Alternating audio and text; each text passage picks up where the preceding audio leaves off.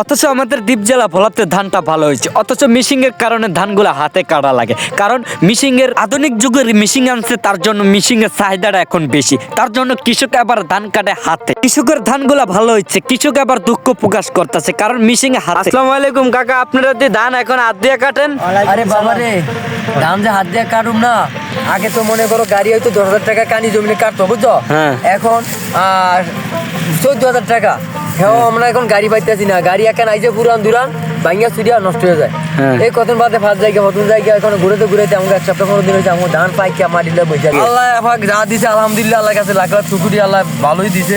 আগে একখানি জমিন কাটাইছে 10,000 টাকা দেয়, এখন 14,000 টাকা হাতে, তবু মিশিং পায় না কারণ মিশিং এর চাহিদাটা অনেক বেশি। কৃষকের ধানগুলা ভালো হয়েছে, অথচ মিশিং এর কারণে ধানগুলো এখন নষ্ট হয়ে যাইতেছে। চাচা এটা কি ধান? এটা গুড়া ধান বিরিয়ানি ধান।